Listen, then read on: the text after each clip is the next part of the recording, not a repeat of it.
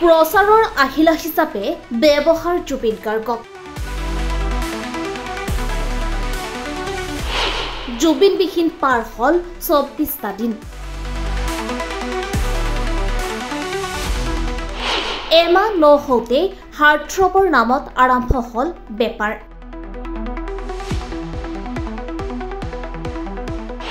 fashion designer Sanjukta দত্তৰ বস্ত্ৰত অংকিত জুবিন গাৰ্গৰ প্ৰতিচ্ছবি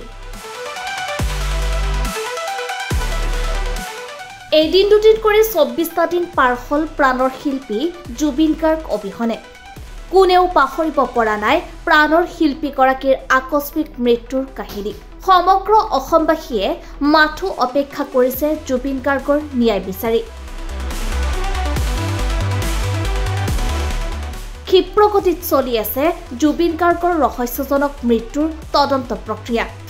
ইয়াৰ মাজতে জুবিন গাৰ্গৰ মৃত্যুক ঢাল হিচাপে লৈ একাংশই আৰম্ভ কৰিছে ৰাজনীতি একাংশই আৰম্ভ কৰিছে বেপাৰ শেহতীয়াকৈ জুবিন গাৰ্গৰ মায়াবিনী গীতক আহিলা হিচাপে লৈ কংগ্ৰেছে উলিয়াইছিল এক বিশাল ৰেলী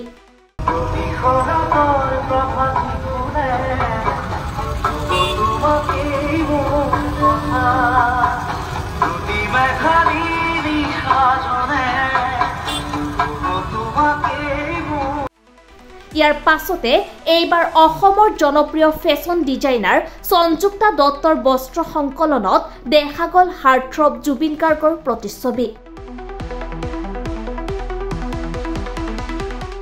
গধূলি বস্ত্ৰ সম্ভাৰেৰে লেকমি ফেশ্বন শ্ব'ত চাদৰৰ আঁচলত অংকন কৰিলে জুবিনৰ প্ৰতিচ্ছবি এই ছবিখনে এতিয়া চৰ্চা লাভ কৰিছে সামাজিক মাধ্যমত কোনোৱে যদি সঞ্জুক্তা দত্তৰ এই প্ৰচেষ্টাৰ শলাগ লৈছে তাৰ মাজতে একাংশই কৰিছে ইয়াৰ বিৰোধিতা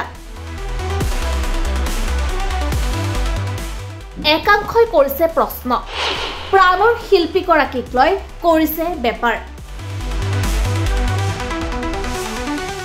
আন একাংশৰ মতে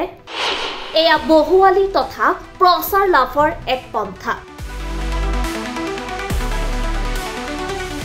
নিউজ ডেস্ক ৰিপোৰ্ট ৰিপাব্লিকেনি